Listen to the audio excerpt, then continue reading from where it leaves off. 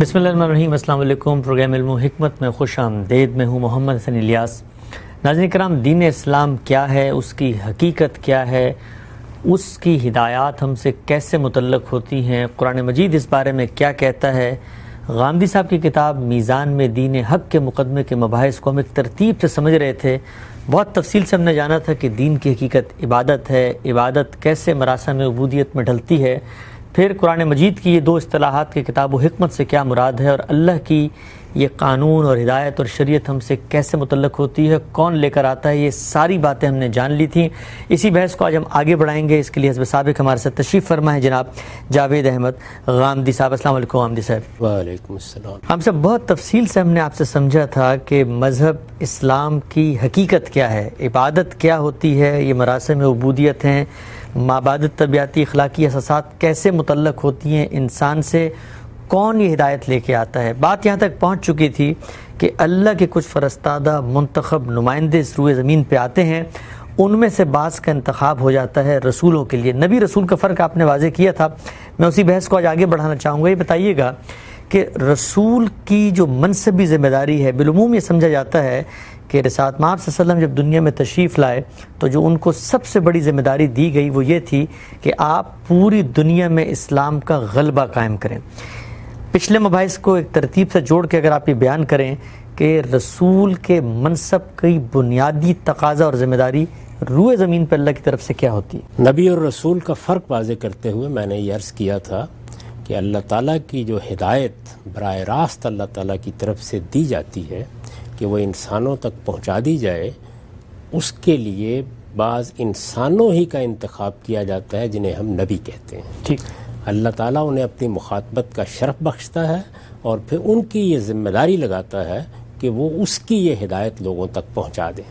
وہ اصلاً کیا کام کرتے ہیں، یہ بات بھی واضح کر دی گئی تھی کہ ان کا اصل کام قرآن مجید کی تعبیر کے مطابق یہ ہے کہ مبشرین و منذرین، وہ آخرت کے بارے میں لوگوں کو انذار کرتے ہیں، جو ہدایت پیش کرتے ہیں اس کی پیروی کرنے والوں کو بشارت دیتے ہیں کہ وہاں ان کے لیے جنت کی زندگی ہوگی۔ وہ اس فردوس سے لوگوں کو واقف کرتے ہیں جو موت کے بعد انسانوں کو ملنے والا ہے۔ انبیاء علیہم السلام کی دعوت کا اصلی مقصود یہی قرآن مجید میں بیان ہوا ہے۔ ان نبیوں میں سے بعض لوگوں کو اللہ تعالیٰ رسالت کے منصب پر فائز کر دیتے ہیں، یعنی وہ نبی ہوتے ہیں اور جو ایک نبی کا کام ہے وہ تو وہ کرتے ہی ہیں، لیکن اس کے ساتھ ایک دوسری ذمہ داری ان کو یہ دی جاتی ہے کہ وہ اپنی قوم پر اللہ کی حجت اس طرح پوری کر دیں گے کہ اس کے بعد گویا قوم کے لیے اللہ کی عدالت کا فیصلہ اسی دنیا میں سنا دیا جائے گا۔ اس چیز کو قرآن مجید نے ایک اصول کے طور پر بیان کیا ہے، اس کا میں ذکر پیچھے کر چکا، یعنی یہ بتایا ہے کہ اللہ کا جو رسول بھی زمین پر آیا ہے، جو رسول بھی کسی قوم کی طرف بھیجا گیا ہے، اس کے بھیجنے کا ایک ہی مقصد تھا، اور وہ یہ کہ وہ اللہ کی ہدایت تو پہنچائے گا جس طرح کہ سب نبی پہنچاتے ہیں، اور وہ بھی نبی ہوتا ہے، لیکن اس کے ساتھ وہ اپنی قوم کا فیصلہ کر دے گا۔ اس کی وجہ بھی میں نے آپ کو یہ بتائی تھی کہ ساری بحث ہے کیا، یعنی مذہب کی ساری بحث یہ ہے کہ اس دنیا کی زندگی کے بعد ایک دوسری زندگی آنے والی ہے۔ پیغمبر اسی کے لیے خبردار کرتے ہیں، پیغمبر اسی کے باب میں بشارت دیتے ہیں، پیغمبر اسی کی تیاری کے لیے اللہ تعالیٰ جو مطالبات کرتا ہے ان سے لوگوں کو واقف کراتے ہیں۔ تو اب یہ جو کام وہ کر رہے ہوتے ہیں، اس میں بنیادی حقیقت یہی ہے جو لوگوں سے منوانی ہے۔ یہ دنیا عارضی ہے، ایک دن اس کو ختم ہو جانا ہے، موت کے بعد ایک نئی زندگی شروع ہونے والی ہے، وہ ایک ابدی دنیا ہوگی۔ لوگ اس کو ماننے کے لیے تیار نہیں ہوتے، عقلی استدلال کیا جاتا ہے، انفس و آفاق سے دلائل دیے جاتے ہیں، وہ اس کو ماننے کے لیے تیار نہیں ہوتے، تو پھر چھوٹے پیمانے پر وہ عدالت جو قیامت میں لگنی ہے وہ کسی قوم کے لیے قومی سطح پر اسی دنیا میں لگا دی جاتی ہے۔ درست۔ رسولوں کے ذریعے سے یہ جو عدالت لگتی ہے اس کے کچھ نتائج ہیں، یعنی اس میں یہ لازم ہے کہ رسول کا اپنی قوم پر غلبہ قائم ہو جائے۔ ظاہر ہے کہ اس کی 10 صورتیں ہو سکتی ہیں، پوری قوم ہی مٹا دی جائے، جس طرح کہ نوح علیہ السلام کی قوم کے ساتھ ہوا، قوم سمود کے ساتھ ہوا، اسی طرح عاد کے ساتھ ہوا، اسی طرح بعض اور پیغمبروں کے واقعات آپ قرآن میں دیکھتے ہیں، خود فرعون کے ساتھ یہی ہوا کہ پوری قوم کو تباہ کر دیا جائے، مٹا دیا جائے۔ ظاہر ہے کہ اس کے بعد رسول اور اس کے ساتھی رہ جاتے ہیں، تو ایک لحاظ سے ان کو اپنی قوم کے مقابلے میں غلبہ حاصل ہو جاتا ہے۔ اس کو قرآن مجید نے اصول کے طور پر بھی بیان کیا ہے اور یہ کہا ہے کہ لأغلبن انا ورسلی، اچھا، میں نے یہ چیز طے کر رکھی ہے کہ میں اور میرے رسول لازماً برتر رہیں گے. یعنی جب یہ عدالت لگ جائے گی، جب کسی قوم کو الٹیمیٹم دے دیا جائے گا، پھر اس کے بعد فیصلہ ہونا ہے اور رسول کا غلبہ قائم ہونا ہے. رسول کا یہ غلبہ خود رسالت کی دلیل بن جاتا ہے. قرآن مجید نے جگہ جگہ رسولوں کے بارے میں اس عدالت کے ظہور کو قیامت کی دلیل کے طور پر پیش کیا ہے، رسالت کی دلیل کے طور پر پیش کیا ہے. عرب جن رسولوں سے واقف تھے ان کی داستان انہیں سنائی ہے. چنانچہ جگہ جگہ آپ یہ دیکھتے ہیں کہ کہیں عاد کی داستان زیر بحث ہے، کہیں سمود کی داستان زیر بحث ہے، کہیں قوم لوط زیر بحث ہے، کہیں قوم شعیب زیر بحث ہے. یہ سب وہ قومیں ہیں جن کی طرف اللہ کے رسول آئے اور عرب ان سے واقف تھے، لہٰذا ان کی تاریخ ان کے سامنے رکھ کے ان کو بتایا جا رہا ہے کہ یہ تم خود دیکھ سکتے ہو کہ اللہ تعالیٰ جب کسی قوم کی طرف رسول بھیجتا ہے تو نتیجہ کیا نکلتا ہے. تو غلبے کا تعلق اصل میں اس قوم کے ساتھ ہے جس کی طرف رسول کو بھیجا جاتا ہے، یعنی اس کا باقی دنیا سے تعلق نہیں ہوتا. یہاں پھر میں واضح کر دوں کہ ایک چیز ہے کہ رسول یا نبی ہدایت کیا لے کر آتے ہیں، وہ عالمگیر ہوتی ہے، وہ ساری دنیا کے لیے ہوتی ہے. سیدنا آدم کی ہدایت بھی ساری دنیا کے لیے تھی، نوح کی ہدایت بھی ساری دنیا کے لیے تھی، ابراہیم کی ہدایت بھی ساری دنیا کے لیے تھی، موسیٰ و عیسیٰ علیہ السلام کی ہدایت بھی ساری دنیا کے لیے تھی. اس کو خود قرآن مجید نے جگہ جگہ واضح کیا ہے. تمام پیغمبروں کا نام لے کر یہ کہا ہے کہ خود رسالت میں آپ صلی اللہ علیہ وسلم کو بھی اسی ہدایت کو آگے لے کے جانا ہے. اچھا، فَبِهُدَاهُمْ اقْتَدِیٰ. اسی طرح سے آپ کو ہدایت کی گئی کہ آپ ملت ابراہیم کی پیروی کریں. یعنی سیدنا ابراہیم نے جو دین کی روایت اپنے پیچھے چھوڑی ہے اس کی پیروی کریں. چنانچہ رسالت میں آپ صلی اللہ علیہ وسلم نے پیغمبروں کے دین ہی کو تجدید کر کے، اصلاح کر کے، اگر کوئی ترمیم و اضافہ کہیں مقصود تھا تو وہ کر کے اپنی تصویب سے آگے دنیا کے لیے جاری کر دیا ہے. یہ دین تو ایک عالمگیر صداقت ہے اور دنیا میں ہر شخص تک اس کو پہنچنا چاہیے اور ہر شخص اس کی دعوت کو سننے اور اس کو ماننے کا مکلف ہے. یہ تو ہدایت کا معاملہ ہے. لیکن یہ عدالت کہاں لگنی تھی؟ یہ جہاں پیغمبر آتا ہے، جن لوگوں کو وہ براہ راست مخاطب کرتا ہے، یہ اس کی قوم کے لیے لگتی ہے یا جس علاقے میں اس کو مبعوث کیا جاتا ہے اس میں لگتی ہے. رسالت میں آپ صلی اللہ علیہ وسلم کی بعثت جزیرہ نماء عرب میں ہوئی، چنانچہ آپ کی عدالت جزیرہ نماء عرب اور ان قوموں سے متعلق تھی جن کو براہ راست رسالت میں آپ صلی اللہ علیہ وسلم نے مخاطب کیا، ان تک دعوت پہنچائی. اس لیے وہ عدالت اور اس کے نتائج اس کا باقی دنیا سے تعلق نہیں ہوتا. اچھا، یعنی یہ دو بالکل الگ الگ چیزیں ہیں. چنانچہ قرآن مجید میں بہت سے لوگ جب ان چیزوں کو پڑھتے ہیں تو بعض اوقات ایک کو دوسرے کے ساتھ خلط ملط کر دیتے ہیں. جب وہ دیکھتے ہیں کہ یہ بتایا جا رہا ہے کہ یہ پیغمبر تو ام القریٰ کے لیے بھیجے گئے ہیں، یہ تو امیوں میں مبعوث کیے گئے ہیں، ان کی دعوت تو اپنی قوم کے لیے ہے، یہ تو ان کو خطاب کر رہے ہیں، تو وہ یہ خیال کرتے ہیں کہ یہ غالباً اس علاقے ہی سے متعلق کوئی دعوت ہے. دوسری جانب جب وہ دیکھتے ہیں کہ یہ پیغمبر تو یہ بتا رہے ہیں کہ یہ ہدایت ہے جو پوری انسانیت کے لیے ہے، تو وہ ہدایت میں اور عدالت میں فرق نہیں کر پاتے. یعنی ہدایت عالمگیر اور عدالت اس علاقے کے لیے، اس قوم کے لیے، رسول کے براہ راست مخاطبین کے لیے. یعنی ہم بالواسطہ مخاطبین ہیں، باقی دنیا بالواسطہ مخاطبین ہے. جب ایک پیغمبر دنیا سے رخصت ہو جاتا ہے، جیسے مسیح علیہ السلام دنیا سے رخصت ہو گئے، ان کی دعوت بھی اقصائے عالم میں پہنچی.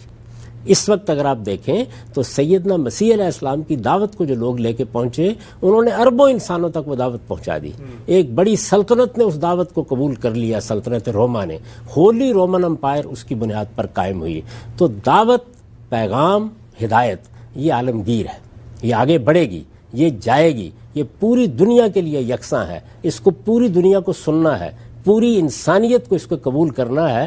یہ اللہ کی ہدایت ہے. لیکن سیدنا مسیح علیہ السلام کی دینونت کن کے لیے تھی، عدالت کن کے لیے تھی؟ وہ بنی اسرائیل کے لیے تھی. اسی طرح رسالت میں آپ صلی اللہ علیہ وسلم کی بھی دو حیثیتیں ہیں. وہ جو دعوت ہے، جو پیغام ہے، جو ہدایت ہے، جو کتاب آپ چھوڑ کر گئے ہیں، یہ ساری انسانیت کے لیے منبع ہدایت ہے. اسی سے اب انسانیت کو ہدایت پانی ہے. اسی کو میں نے اپنی اس کتاب میں بیان کیا ہے اور پہلے ہی پیرے میں بیان کر دیا ہے کہ اب قیامت تک کے لیے محمد صلی اللہ علیہ وسلم کی ذات والا صفاتی دین کا تنہا ماخذ ہے. یعنی اب اللہ کا دین قیامت تک جس کو بھی حاصل کرنا ہے اسے رسالت بآب صلی اللہ علیہ وسلم کی طرف رجوع کرنا ہوگا. رسالت بآب صلی اللہ علیہ وسلم کی طرف جب وہ رجوع کرے گا تو یہ دیکھے گا کہ یہ دین کس صورت میں دیا گیا ہے. وہ قرآن ہے, وہ سنت ہے. تو رسالت بآب صلی اللہ علیہ وسلم کے سوا اب دین کا کوئی ماخذ نہ قیامت تک ہے, نہ پیدا ہو سکتا ہے, نہ کسی کے آنے کا کوئی سوال ہے. ٹھیک. یہ بنیادی بات ہدایت کے بارے میں ہے. لیکن وہ عدالت جو آپ کے ذریعے سے برپا ہوئی وہ آپ کی قوم, آپ کے براہ راست مخاطبین کے لیے برپا ہوئی.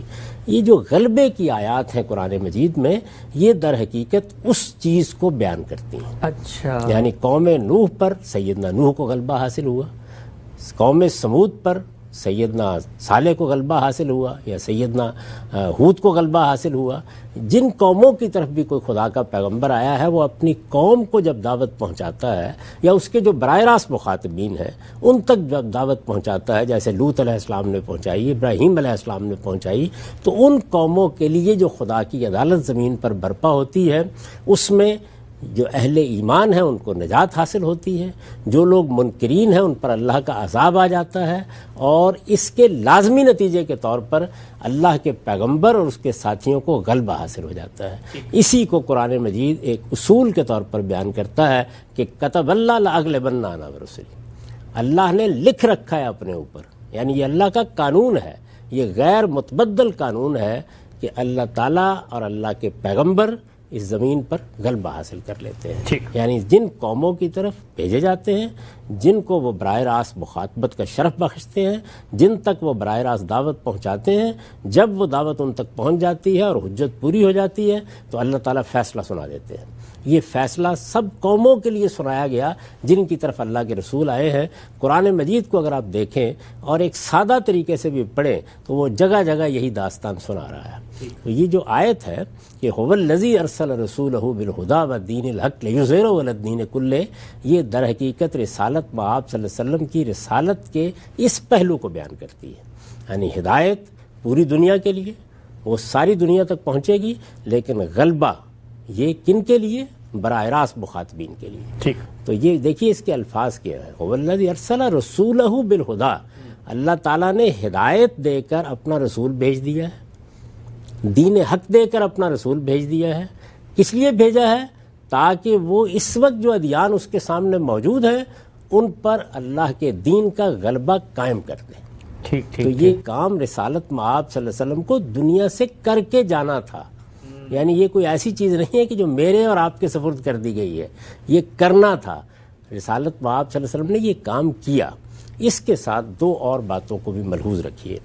ان میں سے پہلی چیز یہ ہے کہ رسالت مآب صلی اللہ علیہ وسلم کی بعثت جہاں ہوئی وہاں سیدنا ابراہیم علیہ السلام کے ذریعے سے توحید کا مرکز بنایا گیا تھا. پہلے موجود تھا بیت اللہ. سیدنا ابراہیم علیہ السلام نے اس کی تعمیر نو کی, اپنے بیٹے اسماعیل علیہ السلام کو وہاں آباد کیا. یہ اللہ تعالیٰ کی طرف سے سرزمین عرب کا انتخاب تھا. ٹھیک. اللہ تعالیٰ نے دو خطوں کا انتخاب کیا تاریخ میں. ایک فلسطین کا انتخاب کیا, وہاں بنی اسرائیل کو آباد ہونے کے لیے کہا, اس زمین کو تقدیس بخشی, وہاں پر پیغمبر آئے اور یہ چاہا کہ ان کے ذریعے سے اللہ تعالیٰ کا پیغام اور اس کی دعوت پوری دنیا تک پہنچے. ٹھیک. یعنی فلسطین کو پہلے توحید کے مرکز کی حیثیت سے اللہ تعالیٰ نے تقدیس عطا فرمائی. اس کے ساتھ ہی بلکہ اس سے پہلے یہ فیصلہ ہو چکا تھا کہ یہی حیثیت سرزمین عرب کی بھی ہے. تو سرزمین عرب میں بیت اللہ موجود تھا, مسجد حرام جس کو آپ کہتے ہیں, یہ سیدنا ابراہیم علیہ السلام کا بنایا ہوا معبد ہے. یہ لوگ کون تھے؟ یہ بنی اسماعیل تھے, انہی کی اولاد ہیں, انہی میں رسالت مآب صلی اللہ علیہ وسلم کی بعثت ہوئی. تو ایک جانب یہ ضروری تھا کہ ان پر اتمام حجت کے بعد یا دوسرے مخاطبین پر اتمام حجت کے بعد رسول اللہ صلی اللہ علیہ وسلم کا یہاں غلبہ قائم ہو. دوسری جانب ایک اور مشن یہ تھا کہ یہ توحید کا مرکز اس کے لازمی نتیجے کے طور پر اپنی اصل پر بحال ہو جائے. اسے ایک بتکدہ بنا دیا گیا تھا. اس کے متولیوں نے اس کے مناسک میں بھی بہت سی بدعت داخل کر دی تھی. دین کی جو روایت ان کے پاس موجود تھی اس میں بھی بہت سے تغیرات ہو چکے تھے. تو اس کو بالکل درست لے آ کر صحیح جگہ پر کھڑا کر دیا جائے. اچھا, اس کا ایک اور لازمی نتیجہ تھا, اور وہ یہ کہ جس سرزمین میں یہ مرکز بنایا گیا ہے اس سرزمین کی وہ حیثیت بھی بحال کر دی جائے جو اس سے پہلے فلسطین کی تھی. ٹھیک. وہ حیثیت کیا تھی کہ اب یہ سرزمین ہے جو اللہ کے لیے، اللہ کے ماننے والوں کے لیے، توحید کے علمبرداروں کے لیے قیامت تک خاص رہے گی. تو رسالت بآب صلی اللہ علیہ وسلم کو یہ سب کام کرنا تھا. اس سارے کام کو سامنے رکھ کر اللہ تعالیٰ نے یہ ارشاد فرمایا کہ اب آپ اپنی جدوجہد کے اس پہلو کو نمایاں کریں جس کے نتیجے کے طور پر یکون الدین کلہ للہ، اس سرزمین میں آپ کے مخاطبین کے ہاں دین سارا کا سارا اللہ کے لیے ہو جائے. ٹھیک.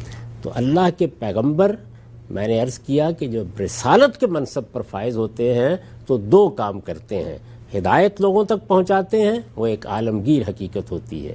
دین کا غلبہ قائم کر دیتے ہیں، منکرین پر عذاب لے آتے ہیں، اور ان کے ماننے والوں کو اللہ تعالیٰ نجات عطا فرماتا ہے، اور اگر ان کی ایک معتدب تعداد ہو تو ان کو اقتدار عطا فرماتا ہے. یہ سب کچھ رسالت مآب صلی اللہ علیہ وسلم کے لیے بھی اس قانون کے مطابق ہونا تھا. چنانچہ وہ ہوا. اس سے پہلے رسالت مآب صلی اللہ علیہ وسلم دنیا سے نہیں گئے. یعنی یہ کوئی ایسی بات نہیں ہے کہ قرآن مجید نے کہہ دی کہ میں نے اپنا رسول اس مقصد کے لیے بھیجا ہے اور یہ کام پایا تکمیل کو پہنچا ہی نہیں اور رسول اللہ صلی اللہ علیہ وسلم دنیا سے چلے گئے. کیونکہ پوری دنیا پہ تو یہ آخری درجے میں پورا ہو گیا، یہ مکمل ہو گیا. اس کو رسالت مآب صلی اللہ علیہ وسلم نے جزیرہ نما عرب میں پایا تکمیل تک پہنچایا. اسی کے بارے میں قرآن مجید یہ کہتا ہے کہ اذا فرغت فانصب الی ربک فارغب. رسالت مآب صلی اللہ علیہ وسلم فارغ ہوئے اس کام سے، اس کے بعد اللہ تعالیٰ کی طرف سے آپ کو اس دنیا سے اٹھا لیا گیا. ٹھیک. تو والذی ارسل رسولہ بالہدیٰ کا کوئی تعلق ہمارے ساتھ نہیں ہے. اس کا تعلق رسالت مآب صلی اللہ علیہ وسلم کی اس خصوصی حیثیت سے ہے جس کے مطابق آپ سرزمین عرب میں مبعوث ہوئے.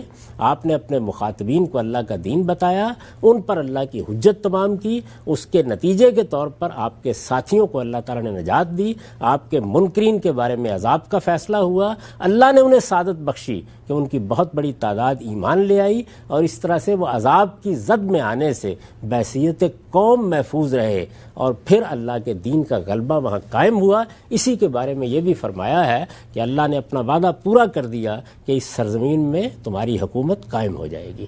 تو یہ غلبہ ہے جس کا ذکر قرآن میں ہوتا ہے. اس کو آپ اس آیت میں پڑھیے، جہاں دوسری جگہوں پر اس کا ذکر ہے وہاں دیکھیے. یہ کوئی نئی بات نہیں، سب رسولوں کے بارے میں یہ خدا کی سنت تھی.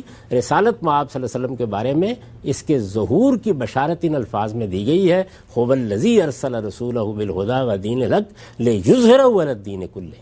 اس سرزمین کے، اس علاقے کے، تمہارے مخاطبین کے جتنے ادیان اس وقت موجود ہیں ان پر اس دین کا غلبہ قائم ہوگا، اور یہ سرزمین عرب ہمیشہ کے لیے اعلان کر دیا جائے گا کہ یہ اسلام کی سرزمین ہے. ٹھیک. یہ بیت اللہ ہے جو توحید کے مرکز کی حیثیت سے اس زمین پر قائم رہے گا. اس سرزمین کے بارے میں پھر رسول اللہ نے فرمایا کہ لا یجتمع فیہ دینان، اس جزیرہ نما عرب میں کبھی دو دین اب جمع نہیں ہوں گے. تو یہ یکون الدین کلہ للہ، یا اس طرح سے لیظہرہ علی الدین کلہ، یہ سب تعبیریں در حقیقت رسالت مآب صلی اللہ علیہ وسلم کے مخاطبین کے لیے اختیار کیے گئی ہیں. اب اگر اس میں کوئی سوال باقی نہیں ہے تو میں یہ عرض کروں گا کہ قرآن مجید اپنی تعبیر کے مطابق اس کو کیا نام دیتا ہے، یہ عمل ہوتا کیسے ہے، اور اس کے لیے قرآن کی خاص اصطلاح کیا ہے. ہم سب اس موضوع پر ہم آتے ہیں کہ قرآن مجید نے اس کو کیا نام دیا ہے اور کیسے یہ پروسیس روئے زمین پر ہوا. رسالت مآب صلی اللہ علیہ وسلم کے ذریعے بہت ہی اہم آپ نے ایک فرق واضح کیا کہ پیغمبر کی ہدایت عالمی ہوتی ہے، لیکن اس کی عدالت جس قوم کی طرف وہ مبعوث کیا گیا ہے وہاں تک محدود ہوتی ہے. اس تصور پہ کچھ اشکالات ہیں، کیونکہ ہمارے یہاں بالعموم یہ سمجھا جاتا ہے کہ رسالت مآب صلی اللہ علیہ وسلم چونکہ آخری پیغمبر تھے لہٰذا آپ کا ہر فیصلہ، آپ کی ہر منصبی ذمہ داری قیامت تک مقرر کر دی گئی ہے. یہ بتائیے گا کہ اگر رسول کی عدالت اس کی قوم تک خاص ہوتی ہے تو ایک عام قرآن مجید کے قاری کے ذہن میں یہ سوال پیدا ہوتا ہوگا کہ ایک چیز اگر قوم کے لیے محدود ہے، وقتی نوعیت کی ہے، اس علاقے، اس سرزمین میں ہونی تھی، تو پھر یہ قیامت تک اس کو قرآن مجید میں کیوں ثبت کر دیا گیا ہے؟ اور ہم روز تلاوت کرتے ہیں، روز پڑھتے ہیں کہ اللہ رسول کو کہہ رہے ہیں کہ اٹھو اور جا کے اتمام حجت کرو اور اب جزا و سزا کا نفاذ کرو. اگر کوئی وقتی چیز تھی تو تا قیامت قرآن میں کیوں ثبت ہے؟ اس لیے کہ آپ کو معلوم ہو کہ کون آیا تھا. کوئی حکیم تھا، کوئی فلسفی تھا، ارسطو افلاطون تھا، خدا کا رسول تھا. تو خدا کے رسول نے آ کے کیا کیا تھا؟ میں نے آپ سے عرض کیا ہے کہ یہ عدالت تو برپا اس لیے کی جاتی ہے تاکہ قیامت کی دلیل بن سکے، اچھا، رسول کی رسالت کی دلیل بن سکے، کیونکہ رسول کو تو میں نے آج بھی ماننا ہے. رسالت آپ صلی اللہ علیہ وسلم کو تو قیامت تک آپ نے ماننا ہے، دین آپ سے لینا ہے، ہدایت آپ سے لینی ہے. جب آپ سے ہدایت لینی ہے تو کس حیثیت سے لینی ہے؟ یعنی عقلی طور پر جائزہ لیں گے اور جس طرح کسی فلسفی کی بات مانی جاتی ہے اس طرح مانیں گے؟ رسالت مآب صلی اللہ علیہ وسلم کو دین کے ماخذ کی حیثیت سے، خدا کے نمائندے کی حیثیت سے اور آخری نمائندے کی حیثیت سے ماننا ہے. آپ کی ایک ایک بات جو ہے وہ گفتہ اللہ بعد ہے. یعنی یہ جو معمولی منصب ہے یہ آپ کے خیال میں بہت بڑا منصب ہے. اس حیثیت سے رسالت مآب صلی اللہ علیہ وسلم کو قیامت تک ہم نے ماننا ہے، اسی حیثیت سے قیامت تک دنیا والوں کے سامنے پیش کرنا ہے.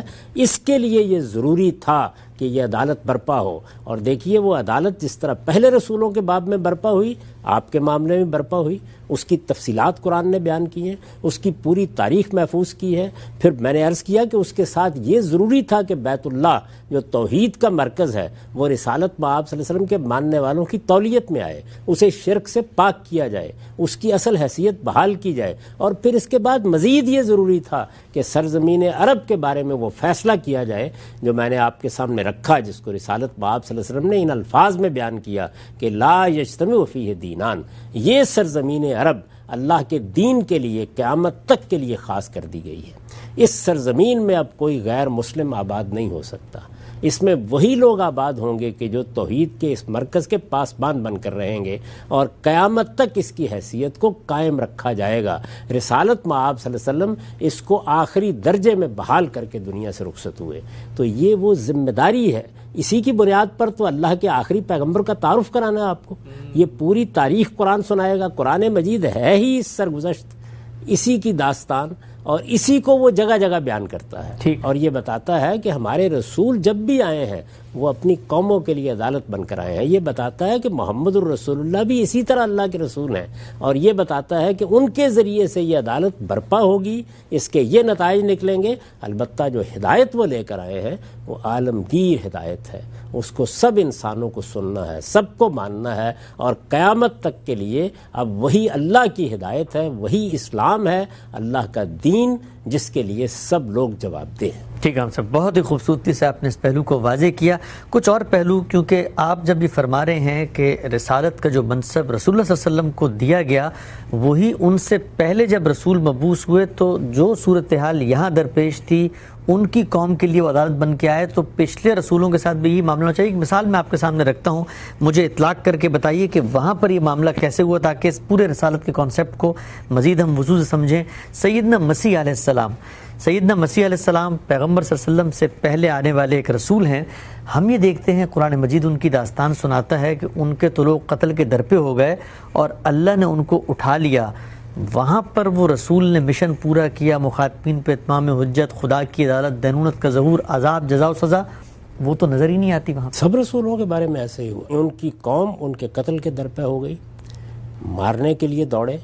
سیدنا لوط علیہ السلام کا واقعہ قرآن میں پڑھیے، شعیب علیہ السلام کا واقعہ پڑھیے، خود سیدنا موسیٰ علیہ السلام کو فرعون سے جو مسائل پیش آئے. تو سب رسولوں کے ساتھ ایسے ہی ہوا. رسولوں کے ہاں یہ چیز ہوتی کیسے ہے، یعنی کس طرح سے یہ حجت تمام ہوتی ہے؟ ظاہر ہے وہ اللہ کا پیغام پہنچاتے ہیں، وہ اللہ کے دین کی شہادت اپنی قوم پر قائم کرتے ہیں. اس کے لیے قرآن کی اصطلاح ہے شہادت. رسالت مآب صلی اللہ علیہ وسلم کو اسی پس منظر میں شاہدن علیکم کہا گیا ہے. یعنی وہ گویا کہ اپنے وجود سے اللہ کی اپنے ساتھ مائیت کے ظہور سے اللہ کی گواہی بن جاتے ہیں. سب رسول ان مراحل سے گزرتے ہیں. سیدنا مسیح علیہ السلام بھی ان مراحل سے گزرے. ان کی بعثت کن کی طرف ہوئی تھی؟ بنی اسرائیل کی طرف. ہدایت ان کی بھی عالمگیر تھی، وہ بھی یہی پیغام لے کے آئے تھے. آج بھی انجیل میں وہی پیغام بیان ہوتا ہے. قرآن مجید انجیل کو اسی حیثیت سے پیش کرتا ہے، لیکن ان کی عدالت بنی اسرائیل کے لیے تھی، ان کی اپنی قوم کے لیے. جب رسول کی عدالت کا فیصلہ ہوتا ہے تو اس میں رسول کو سب سے پہلے قوم میں سے نکال لیا جاتا ہے. قرآن مجید نے اس کو بیان کیا ہے کہ ہماری عدالت کا فیصلہ اس وقت تک صادر نہیں ہوتا جب تک اللہ کا رسول اپنی قوم کے اندر موجود ہو. تو رسول کو نکالنے کی دو صورتیں ہوتی ہیں. ایک یہ کہ وہ وہاں سے نکلے اور کسی دوسری بستی میں چلا جائے، جیسے رسالت مآب صلی اللہ علیہ وسلم وہاں سے نکلے اور یثرب میں چلے گئے. اور یہ معلوم ہے کہ کب نکلے تھے، اس رات نکلے تھے جب آپ کو معاذ اللہ خاکم بدہن قتل کر دینے کا فیصلہ ہو گیا، ٹھیک، اسی وقت نکلے تھے۔ تو جس وقت اللہ تعالیٰ اپنے پیغمبر کو نکال دیتے ہیں اس کے بعد عدالت کا ظہور ہوتا ہے۔ دوسری صورت کیا ہوتی ہے کہ رسول کو وفات دے دی جاتی ہے۔ اچھا، اما نرینہ کا بعض الذی نعدہم اور نتوفینہ کا، اس کو خود قرآن مجید نے کئی جگہوں پر بیان کر دیا ہے، یعنی دو صورتیں ہوں گی، یا آپ کے سامنے یہ چیز ہو جائے گی، آپ کو کسی دوسری بستی میں نکال لیا جائے گا، اور یا کیا ہوگا جس کو ہجرت کہتے ہیں، ہجرت اور برات، اور یا کیا ہوگا ہم آپ کو وفات دے دیں گے۔ تو سیدنا مسیح علیہ السلام کے ساتھ بالکل یہی ہوا، اللہ تعالیٰ نے ان کو نکال لیا، نکالنے کی صورت وفات دینے کی ہوئی۔ اس کو قرآن مجید نے خود بیان کیا ہے، یہ کہا ہے کہ انی متوفیک ورافعک الیہ ومطہرک من الذین کفروا وجاعل الذین اتبعوک فوق الذین کفروا الی یوم القیامہ، یعنی پوری اسکیم بیان کی ہے کہ اس طرح ہم وفات دیں گے، ایسے اس قوم کے اندر سے تمہیں اور تمہارے ساتھیوں کو نجات دیں گے، اور اس کے بعد یہ نتائج اس کے نکلیں گے۔ تو جب ان کو اٹھا لیا گیا، ان کے اٹھا لینے کے بعد اللہ تعالیٰ کی طرف سے اب فیصلہ ہونا تھا۔ فیصلہ کیا ہونا تھا؟ بنی اسرائیل کی قوم کو اللہ تعالیٰ نے اب رسول کے منکر ہونے کی سزا دینی ہے۔ ٹھیک، سزائیں قرآن یہ بیان کرتا ہے کہ دو ہیں، یعنی دو سزائیں دی جاتی ہیں۔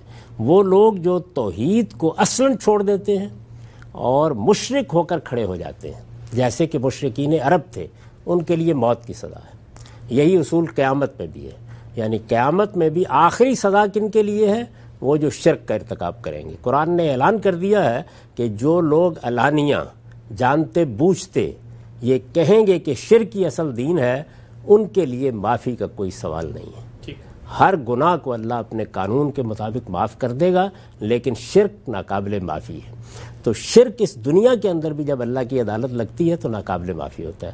یہ ذہن میں رکھیے کہ شرک کے دو پہلو ہیں، ایک انسان، ایک قوم، ایک جماعت شرک کر رہی ہوتی ہے لیکن یہ مان نہیں رہی ہوتی کہ یہ شرک ہے۔ اچھا، تعویل وہ کر اس رہی کی ہوتی ہے۔ تعویل کر رہی ہوتی ہے، وہ اسے توحید ہی سمجھ رہی ہوتی ہے۔ خود ہم مسلمانوں کے اندر دسیوں ایسے لوگ آپ کو ملیں گے، بہت سے فرقے ایسے ہوں گے کہ جن کے ہاں آپ متعین طور پر بتا سکتے ہیں کہ یہ اور یہ چیز بالکل صریح شرک ہے، لیکن وہ اس کو تسلیم کرنے کے لیے تیار نہیں ہوتے۔ دوسری صورت کیا ہے کہ یہ مان لیا جاتا ہے، جیسے کہ مشرکین عرب مانتے تھے، قریش مکہ مانتے تھے کہ یہ شرک ہے، یہی اللہ کا دین ہے، ہم اس شرک ہی کو دین سمجھتے ہیں، اور یہ ہمارے شرکاء ہیں جن کو ہم اللہ تعالیٰ کے ہاں یہ حیثیت دیتے ہیں۔ یہ دونوں صورتیں ہوتی ہیں۔ تو اب سزا کیا دی جاتی ہے؟ یعنی غلبہ قائم کرنے کے لیے جو سزا کا اصول ہے وہ یہ ہے کہ وہ لوگ کے جو اپنے شرک میں مجاہر ہوتے ہیں، صاف صاف اس کا اعلان کرتے ہیں، ان کے لیے موت کی سزائیں مٹا دیے جاتے ہیں دنیا سے، جس طرح کہ بہت سی قوموں کا قرآن میں ذکر ہوا ہے۔ وہ لوگ کے جو اصلاً توحید کے ماننے والے ہیں، جیسے کہ بنی اسرائیل تھے، جیسے کہ اہل کتاب تھے رسالت مآب صلی اللہ علیہ وسلم کے زمانے میں، تو ان کے لیے محکومی اور غلامی کی سزا ہے۔ ٹھیک، یعنی یہ دوسری سزا قرآن مجید نے اس کو سورہ توبہ میں بیان کیا ہے۔ چنانچہ ایک ہی جگہ پر اوپر یہ بتایا ہے کہ اب آخری سزا کے طور پر مشرکین کے لیے تو موت کے سوا کوئی راستہ نہیں ہے، وہ یا اس دنیا سے رخصت کر دیے جائیں گے اور یا وہ اللہ کے دین کو قبول کریں گے۔ اور اہل کتاب کے بارے میں یہ فرمایا ہے کہ حتیٰ یؤتوا الجزیۃ عن ید وہم صاغرون، اگر وہ جزیہ دے کر اور پستی کو قبول کر کے دین کی بالا تری کو مان کر محکومی کی زندگی پر راضی ہو جائیں تو ان کے لیے زندگی کی ضمانت ہے۔ تو ان کی سزا کیا ہے؟ محکومی اور غلامی۔ ٹھیک، تو بنی اسرائیل توحید کے ماننے والے ہیں، آج بھی یہی صورتحال ہے، اس وقت بھی یہی صورتحال تھی۔ وہ کبھی شرک کو دین کے طور پر اختیار کرنے کے لیے تیار نہیں ہوئے، شرک کرتے ہیں، اس شرک کی قرآن نے مثالیں دی ہیں۔ اہل کتاب کا معاملہ بھی یہی ہے، یعنی مسیحیوں کا شرک قرآن میں زیر بحث ہے لیکن وہ اس کو ماننے کے لیے تیار نہیں ہے۔ وہ یہ کہتے ہیں کہ جو کچھ ہم کر رہے ہیں یہ توحید کا عین تقاضا ہے، وہ اس کو توحید ہی کے طور پر پیش کرتے ہیں۔ تو یہ جو لوگ ہیں ان کے لیے پھر موت کی سزا نہیں ہوتی۔ ٹھیک، چنانچہ غلامی اور محکومی کی سزا دینے کا فیصلہ کیا گیا۔ غلامی اور محکومی کی سزا کون دے گا؟ آگے ظاہر بات ہے کہ موت کی سزا کے لیے تو خدا کے فرشتے آئیں گے اور اٹھا کر پھینک دیں گے، جیسے انہوں نے قوم لوط کو پھینک دیا، قوم عاد کو پھینک دیا، قوم ثمود کو پھینک دیا۔ اللہ تعالیٰ یہ کہتے ہیں کہ سیدنا مسیح کے پیروکار تو 8 10 12 سے زیادہ تھے ہی نہیں، جی، یہی ان کے حواری تھے، کوئی ان کو دارالہجرت میسر نہیں تھا، وہ کہیں جاتے اور وہاں جا کر اپنی کوئی حکومت قائم کرتے تو اللہ تعالیٰ ان کے ذریعے سے سزا دیتا، جیسے کہ صحابہ کرام کے معاملے میں ہوا. تو پھر اللہ تعالیٰ یہ فرماتے ہیں کہ میں اپنے اولی باسن شدید بندوں کو اٹھا لایا، ان کو میں نے اعلیٰ اور جاریہ بنایا، اور تیتس رومی نے 70 میں آ کر بالکل تباہ و برباد کر کے رکھا. اچھا، یعنی یہ وہ دوسرا واقعہ ہے جس کو سورہ بنی اسرائیل میں قرآن نے بیان کیا ہے کہ سیدنا مسیح علیہ السلام کی بعثت کے بعد، اور خود سیدنا مسیح علیہ السلام انجیل میں یہ فرماتے ہیں کہ یہ میرے سامنے جو اس وقت لوگ ہیں ان میں سے کوئی دنیا سے رخصت نہیں ہوگا، اس سے پہلے جو کچھ قوم نوح کے ساتھ ہوا تھا وہ ان کے ساتھ بھی ہو جائے گا. چنانچہ یہ ہو گیا، اور یہ معلوم ہے آپ کو کہ اس کے بعد بنی اسرائیل پر کیا گزری، یروشلم پر کیا گزری، جو کچھ وہاں ان کی تنصیبات تھی ان پر کیا گزری، کس طرح سے محکومی میں یہ ڈال دیے گئے اور کس عذاب سے یہ دوچار ہوئے، یہاں تک کہ دنیا میں ان کو بکھیر کر رکھ دیا گیا. ٹھیک، سوائے محکومی اور غلامی کے کوئی چیز باقی نہیں رہی. تو یہ عذاب تھا جو نازل ہو گیا. اس کے بعد ایک دوسرا پہلو ہے جس کو قرآن بیان کرتا ہے، اور وہ یہ کہ اب مسیح کے ماننے والوں کی دعوت شروع ہوئی، اور یہ کہتا ہے کہ یہ بنی اسرائیل میری منتخب قوم تھی، لہٰذا یہ دوسرا پہلو ان کے ساتھ اس طرح ظہور میں آیا کہ جاعل الذین اتبعوک فوق الذین کفروا الی یوم القیامہ. اب قیامت تک مسیح کے ساتھ نسبت رکھنے والے، مسیح کو ماننے والے یہ بالا دست رہیں گے، اور بنی اسرائیل ان کے تحت ہی زندگی بسر کریں. ہم سب بہت ہی تفصیل سے آپ نے بتایا کہ کیسے سیدنا مسیح علیہ السلام کے ساتھ یہی معاملہ ہوا، اور ان کی قوم پر جو عذاب آیا اس کی نوعیت کیا تھی. اس سے بالکل واضح ہو جاتا ہے دور دو چار کی طرح کہ رسالت کے منصب پر جب کسی کو فائز کیا جاتا ہے تو اس کے کیا نتائج نکلتے ہیں. ایک ضمنی سوال ذرا یہاں پر مجھے بتائیے گا کہ کتنے عرصے بعد سیدنا مسیح کے رخصت ہونے کے کتنے سالوں بعد وہ جو نسل تھی، وہ جو منکرین تھے، کہ ان کی زندگی میں جنہوں نے انکار کیا تھا یہ ان کے اوپر غلبے کا عذاب آ گیا تھا؟ اس طرح بالکل اسی طرح ہوا ہے. یعنی ان کے 15-20 سال بعد یہ بائبل سے معلوم ہو جاتا ہے کہ وہ ابھی کوئی 50-52 سال کے تھے جبکہ دنیا سے رخصت ہو گئے. یہ 30 سال کی تو محض ایک داستان ہے جو لوگوں میں مشہور ہو گئی ہے. میں نے اس پر بڑی تفصیلی گفتگو بھی کی ہے. اگر آپ دیکھیں تو ایک سیریز میں نے یہ بتایا ہے کہ کس جگہ پر یہ ذکر ہوا ہے، انجیل میں کہاں یہ دعوت مذکور ہے، خود مسیح علیہ السلام نے کس طرح اس کو بیان کیا ہے. اس کے بعد سن 70 میں رومی تیتس نے حملہ کیا اور پھر پورے کے پورے یروشلم کی اینٹ سے اینٹ بجا دی، اور جس طریقے کا عذاب ان پر آیا اس کی تفصیلات رونگٹے کھڑے کر دینے والی ہیں. ٹھیک، یہ کوئی معمولی حادثہ نہیں تھا. اس کی تفصیلات کسی وقت پڑھیں تو اندازہ ہوتا ہے کہ اللہ تعالیٰ کس طریقے سے اس طرح کی قوموں کے اوپر اپنی عدالت کو ظاہر کرتا ہے. سورہ بنی اسرائیل میں اسی کو دوسرا واقعہ بیان کیا ہے. یہ بتایا ہے کہ پہلی مرتبہ تم نے سرکشی کی تو تمہارے ساتھ کیا ہوا، دوسری مرتبہ سرکشی کی تو تمہارے ساتھ کیا ہوا. ٹھیک ہے صاحب، آگے بڑھاتے ہیں اس موضوع کو. یہ بتائیے گا کہ جو رسالت کے منصب کی آپ نے ایک تفصیل بتائی اور بتایا کہ کیسے اللہ تعالیٰ ان کے ذریعے سے ان کی قوم پر اتمام حجت کے بعد دنیا میں فیصلہ کرتا ہے، ایک عدالت برپا ہوتی ہے، ایک دینونت صغریٰ. سوال یہ ذہن میں آتا ہے کہ رسول اللہ صلی اللہ علیہ وسلم تشریف لائے ہیں، باقی انبیاء کا، رسولوں کا تو آپ نے ذکر کیا، وہ آئے لیکن ان کے بعد رسولوں کا سلسلہ جاری تھا. رسالت مآب صلی اللہ علیہ وسلم تو آخری رسول ہیں. یہ کیوں نہیں کہا جا سکتا کہ رسول اللہ صلی اللہ علیہ وسلم کے ذریعے جو کام باقی رسولوں نے اپنی قوموں پہ کیا، وہ اتمام حجت، وہ پوری دنیا میں اللہ کا پیغام پہنچا کے دلائل کو واضح کر دینا، یہ عمل عالمی سطح پہ رسول اللہ صلی اللہ علیہ وسلم کے ذریعے ہو گیا ہے. تو جو کام رسول اللہ صلی اللہ علیہ وسلم نے اپنے علاقے میں اپنی زندگی میں کیا، اب باقی قوم، باقی مسلمانوں کی ذمہ داری ہے کہ وہ باقی دنیا میں کریں، کیونکہ وہ آخری رسول ہے. اللہ کے آخری رسول کی دعوت ہمارے پاس ہے، پیغام ہمارے پاس ہے. اللہ کے رسول نے وہ پیغام بنی اسماعیل کو دیا، اپنی قوم کے لوگوں کو دیا، انہوں نے باقی انسانوں تک پہنچایا. ہم سب اسی کی بنیاد کے اوپر ایمان لائے ہیں. یہ اتمام حجت کا اہتمام ہے، یعنی قرآن کی صورت میں، اس سرگزشت کی صورت میں، وہ دینونت جو ظاہر ہے اس کی صورت میں. لیکن اس اتمام حجت کا نتیجہ کیا ہے وہ اب قیامت میں نکلے گا. یعنی جس وقت اللہ کا رسول موجود ہوتا ہے تو عدالت کا نتیجہ اسی دنیا میں سامنے آ جاتا ہے. جب اللہ کا رسول موجود نہیں ہوتا تو پھر عدالت جو کچھ بھی لگی ہے اللہ تعالیٰ کی، وہ تو ہر ایک قوم کے لیے لگی ہوئی ہے. اس کا جو کچھ بھی نتیجہ نکلنا ہے وہ قیامت کی عدالت میں نکلے گا، اور وہاں پر سب کا فیصلہ سنایا جائے گا. تو یہ اللہ کے رسولوں کے ساتھ خصوصی قانون ہے. اس کو قرآن مجید نے بیان کیا ہے جگہ جگہ. اس میں میں یا آپ کچھ مداخلت نہیں کر سکتے. یہ بحث شروع کہاں سے ہوئی تھی؟ اس قانون کے بیان سے شروع ہوئی تھی کہ اللہ تعالیٰ جب کسی قوم کی طرف رسول بھیجتے ہیں، جب وہ آ جاتا ہے، جب وہ ان کو براہ راست دعوت دیتا ہے، فَإِذَا جَاءَ رَسُولُهُمْ قُضِيَ بَيْنَهُمْ بِالْقِسْطِ وَهُمْ لَا يُظْلَمُونَ، اس وقت فیصلہ سنایا جاتا ہے. تو یہ کوئی اجتہادی مسئلہ نہیں ہے کہ آپ کھینچ تان کر میرے یا اپنے یا کسی اور کے ساتھ اسے متعلق کر دیں. ہماری ذمہ داری کیا ہے؟ ہماری ذمہ داری آگے زیر بحث آئے گی، لیکن اس ذمہ داری کو سمجھنے سے پہلے اس سوال کا جواب جان لینا چاہیے کہ یہ جو حجت تمام ہوتی ہے، قرآن مجید کیا کہتا ہے؟ یہ کیسے حجت تمام ہوتی ہے؟ تو قرآن مجید یہ بتاتا ہے کہ یہ حجت اس طرح تمام ہوتی ہے کہ اللہ کے رسول کو اور اللہ کے رسول کے ساتھیوں کو اللہ تعالیٰ اپنی گواہی بنا دیتے ہیں زمین کے اوپر، 2 ہوں 4 ہوں 10 ہوں. اللہ کے رسول کی ذات میں اللہ تعالیٰ کی مائیت کا ظہور ہو جاتا ہے. میں نے اس کو اسی مضمون میں جس کا آپ حوالہ دے رہے ہیں چند لفظوں میں بیان کیا ہے، وہ میں آپ کے سامنے رکھتا ہوں. اس سے وہ تصویر سامنے آ جائے گی کہ یہ سارا عمل قرآن مجید کی روح سے ہوتا کس طرح ہے.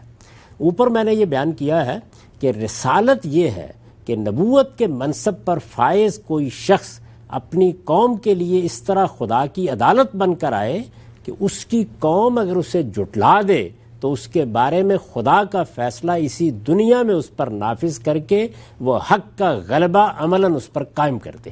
یہ ہے رسالت کا قانون.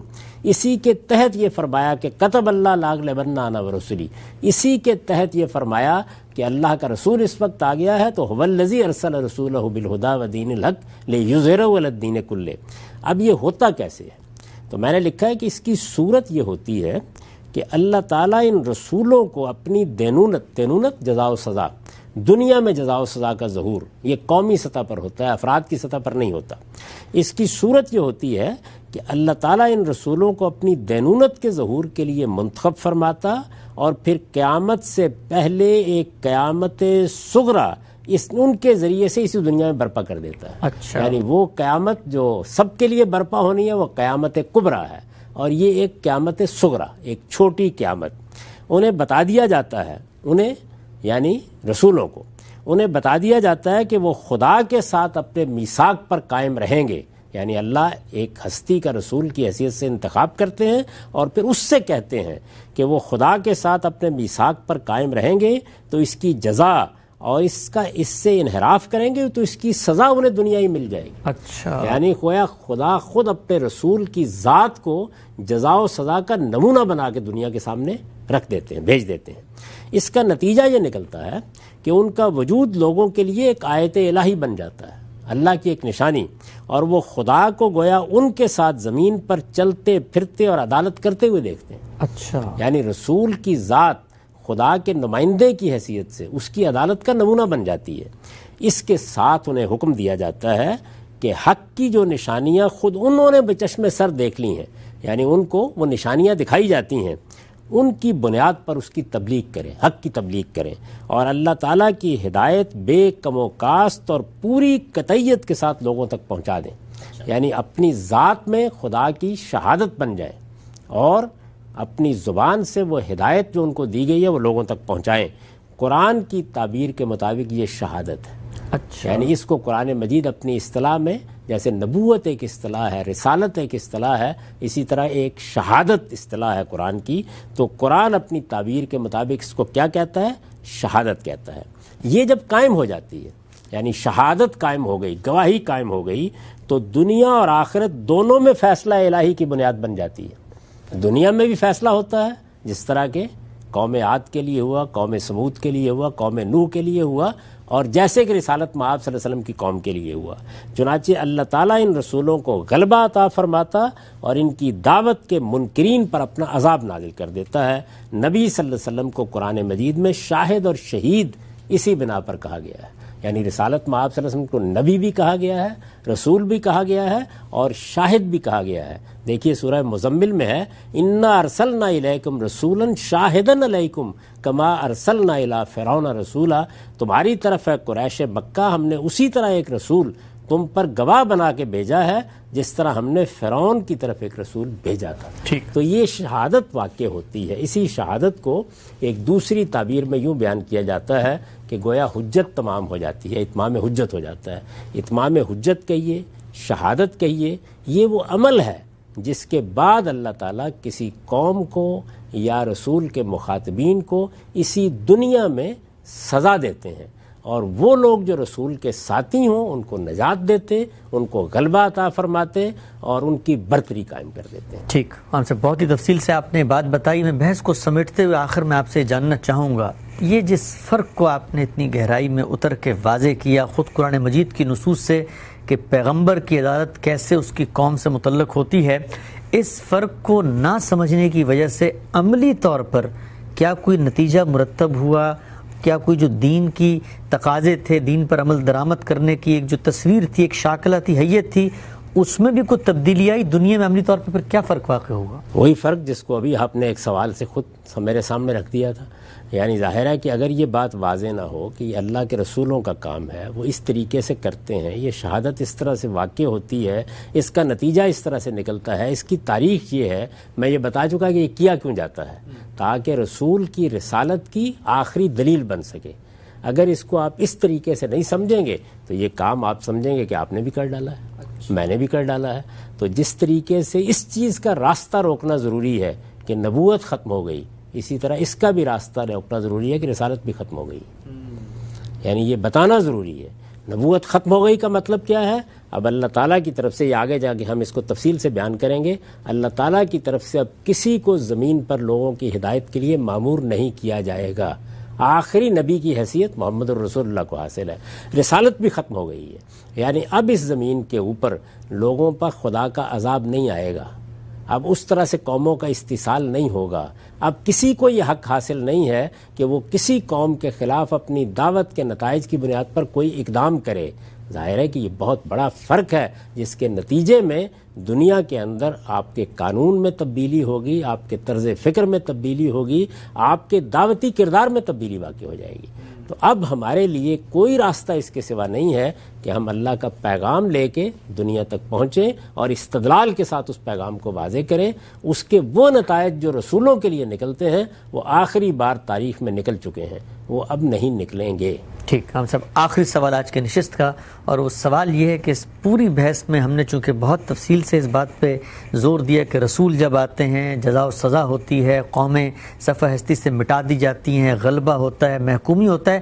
اس سب کو سننے کے بعد وہ جو بحث ہم نے شروع کی تھی کہ دین کی حقیقت، عبادت، خشوع، تذلل، اللہ تعالیٰ سے تعلق کا اظہار میرے اندر سے اٹھتا ہے، یہ اللہ کا رسولوں کو بھیج کے دنیا کے اسٹیج پہ یہ کرنا بظاہر تو لگتا ہے کہ قتل و غارت گری بھی ہو رہی ہے، لوگوں کا خون بھی بہہ رہا ہے، لوگ محکوم بھی بن رہے ہیں، لیکن کیا آپ اس کی تائید کریں گے کہ اللہ تعالیٰ کی طرف سے پھر ایک خواہش کا اظہار ہے کہ اللہ کی طرف لوٹا گویا یہ اللہ تعالیٰ کی بے پایاں رحمت ہی کا ظہور ہے کہ انہوں نے رسولوں کو بھیجا ہے؟ اللہ ہرگز یہ نہیں چاہتے کہ لوگ انکار کریں اور پھر زمین پہ کشت و خون کا بازار گرم ہو. اللہ یہ چاہتے ہیں کہ لوگ جہنم میں جائیں. انہوں نے تو جہنم اس لیے نہیں بنائی. وہ تو کہتے ہیں میں جنت کی دعوت دیتا ہوں، میری مغفرت کی طرف آؤ، میں تو تمہیں ابدی زندگی دے رہا ہوں، ہمیشہ کی زندگی. کوئی معمولی چیز ہے یہ؟ یعنی سوچئے کہ کسی مخلوق کو اس کا خالق یہ کہہ رہا ہے کہ ابدی زندگی، خالدین فیہا ابدا، اتنی بڑی بات ہے یہ. لیکن اگر ایسا نہیں کرو گے تو پھر بہرحال میں نے تمہیں شعور دیا ہے، میں نے خیر و شر کی حقیقت تمہیں بتائی ہے، پھر اس کا نتیجہ نکلے گا. اور وہ نتیجہ کیا ہے؟ جزا و سزا. اب اگر جزا و سزا ایک حقیقت ہے تو پھر ظاہر ہے کہ یہی سب سے بڑی دعوت کا موضوع ہے. تو میں نے عرض کیا کہ قیامت کی جزا و سزا ہی پیغمبروں کی دعوت کا موضوع ہے. وہ دنیا میں آپ کے مسائل حل کرنے نہیں آئے، اس کے لیے اللہ نے انسان کو بہت عقل دے رکھی ہے. وہ یہ بتانے آئے ہیں کہ یہ دنیا ختم ہونے والی ہے، اس کے بعد ایک نئی دنیا وجود میں آئے گی. یہ جو کچھ تم اپنے اوپر کائنات دیکھ رہے ہو، اس کو اللہ تعالیٰ ایک نئی کائنات کی صورت دیں گے، وہ ابدی کائنات ہوگی، اس میں تم بسائے جاؤ گے. اس کے لیے انتخاب کیا جا رہا ہے تمہارا، یہ دعوت دیتے ہیں. تو ظاہر ہے جب یہ دعوت وہ دیتے ہیں تو اس نتیجے کو بتائیں گے نا. لوگ نہیں مانتے تو پھر یہ قیامت برپا کر کے ان کو بتایا جاتا ہے کہ خدا کا عقاب ایسا ہوگا، اس کی گرفت ایسی ہوگی. یہ دنیا میں جس طرح اس نے عاد و سمود کو پکڑا ہے، پورے انسانوں کو بھی فردن فردن اسی طرح پکڑے گا۔ ہم سب بہت ہی تفصیل سے اور بڑی ہی وضاحت سے آج آپ نے بتایا۔ ناظرین، آج ہم نے بہت ہی اہم موضوع پر گفتگو کی، اور وہ یہ کہ رسولوں کی جو منصبی ذمہ داری ہے وہ کیسے ان کے لیے، ان کی قوموں کے لیے خاص ہوتی ہے۔ رسولوں کی ہدایت عالمی ہے، آفاقی ہے، لیکن رسولوں کی عدالت، وہ جزا و سزا جس پر اللہ انہیں مامور کرتا ہے، ان کی قوم کے لیے خاص ہے۔ اس پر ہم نے غامدی صاحب کا نقطہ نظر جانا، لیکن کچھ اہم سوالات ابھی باقی ہیں، مثلا یہ کہ وہ سزا پھر نافذ کیسے ہوئی، اور اس کے بعد اللہ کے دین کا آگے کیا تقاضا تھا جو رسول کی قوم سے متعلق ہوا۔ انشاءاللہ اس کو آئندہ نشست میں زیر بحث لائیں گے۔ ہمارے پروگرام کا یہاں پہ وقت ختم ہوتا ہے۔ کوئی فیڈ بیک دینا چاہیں تو ای میل کیجئے، مجھے یاد دیجئے۔ اللہ حافظ۔